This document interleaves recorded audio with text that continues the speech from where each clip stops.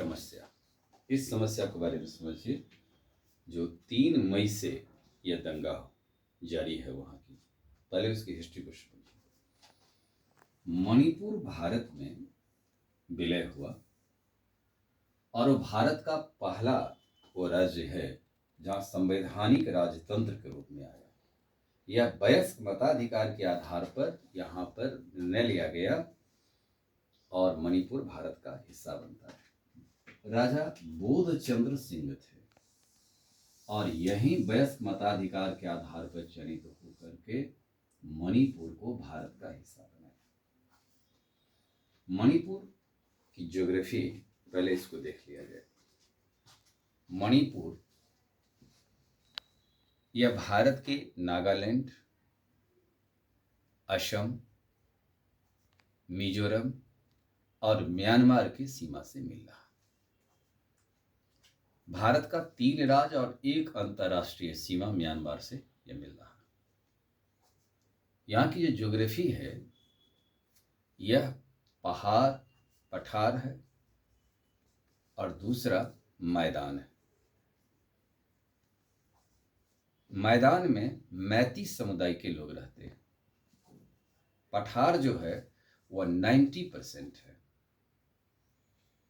Area में फैला है, मैदान 10% में।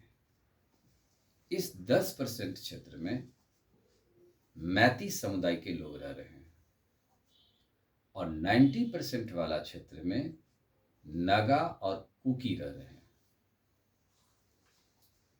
ये यहाँ की ज्योग्राफी है।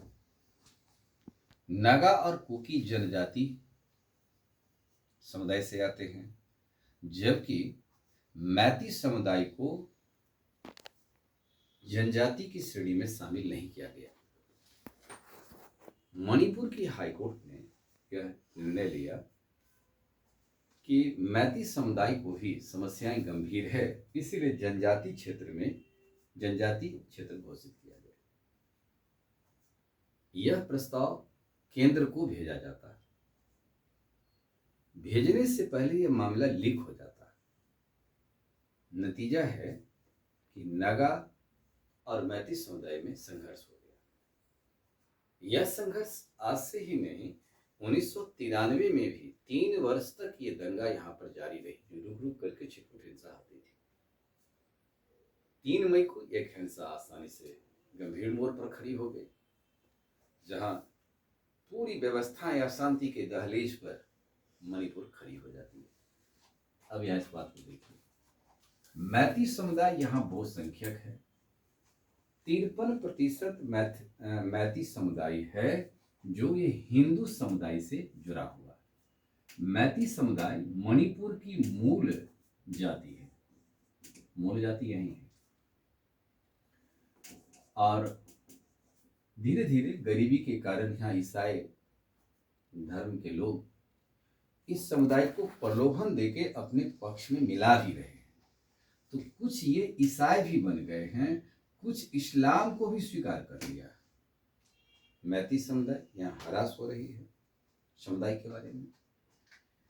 तो कुकी और नगा जो है ये एसटी समुदाय में आते हैं। अब यहाँ पर मुस्लिम की आबादी देखा जाए तो ये 8% है। हिंदू यहाँ 41.39%, ईसाई 41.29%, थोड़ा सा का मार्जिन है। ये समुदायों के बीच का भी संघर्ष को बढ़ा देता है।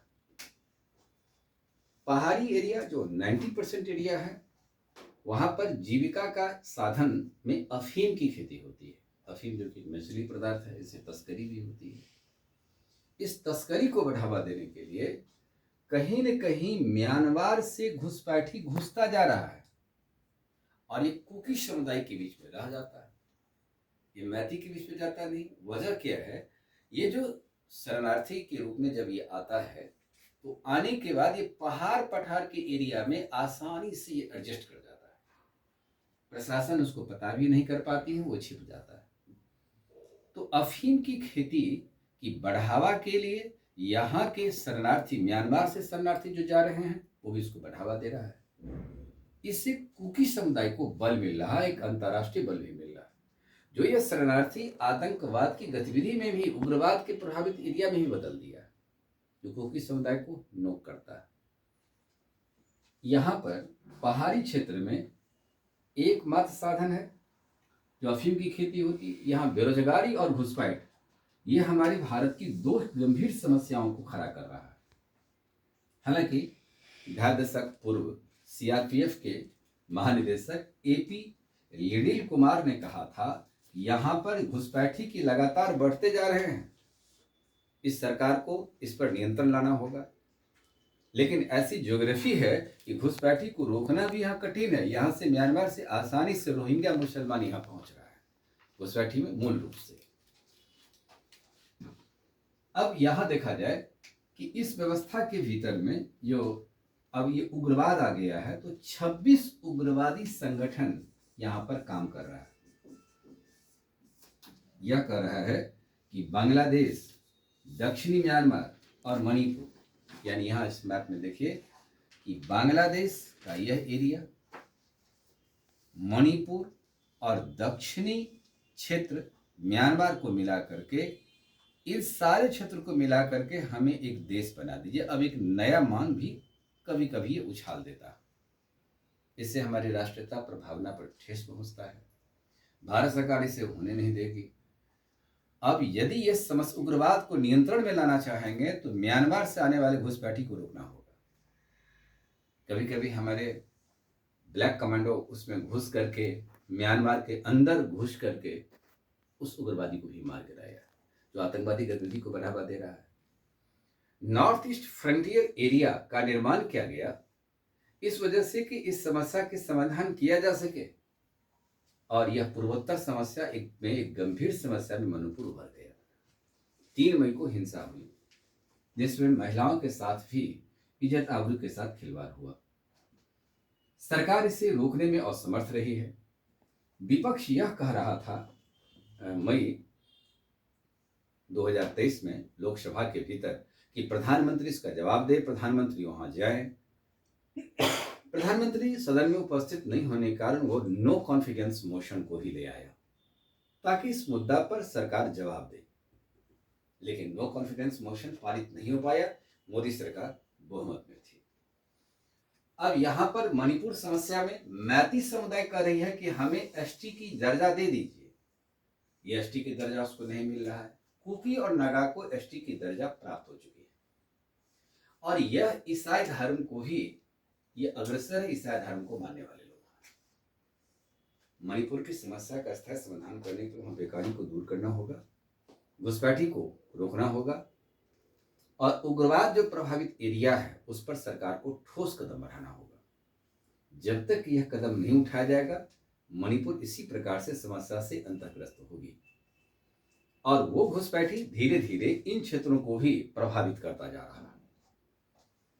अब सवाल इस बात का उठता है कि मणिपुर की समस्या के समाधान की दिशा में सरकार अभी फिलहाल, जो वहां की भाजपा समर्थित सरकार थी, वह भाजपा समर्थित सरकार ने इसको ये रिजाइन दिया है, और वहां पर प्रेसिडेंट रूल 13 फरवरी 2025 को लागू कर दिया गया। अब देखना इस बात का है कि सामंजस्यता वहां पर कहां तक स्थापित होती है। मैती समुदाय कहती है कि हम बहुसंख्यक में हैं, इसलिए मुझे पहाड़ी क्षेत्र पर भी बसने का मौका दिया जाए। जिस पहाड़ी क्षेत्र पर में कुकी और नगा का दबाव बन रहा है, अब हमें भी उस क्षेत्र में रहने का मौका दिया जाए। लेकिन ये अधिकार से कुछ वंचित है। दूसरा आक्रोश मैती समुदाय में है कि हम मूलवासी हैं मणिपुर का, ये हमें हक बनता है कि हमें भी अधिकार हो। मैं बहुसंख्यक हूं, लेकिन अल्पसंख्यक यदि इस क्षेत्र को अधिकार बना के रखा है 90% एरिया पर, तो फिर 10% हमारे जीविका का साधन नहीं जुट पा रहा है। लेकिन मैती समुदाय के बीच जो मैदान का एरिया है, इस मैदान की एरिया में वह कृषि कार्य वो मूल रूप से करता है, लेकिन गरीबी की स्थिति से जूझ रहा है। यही मणिपुर की समस्या है। और इसमें कुछ प्रॉब्लम है तो बताइए।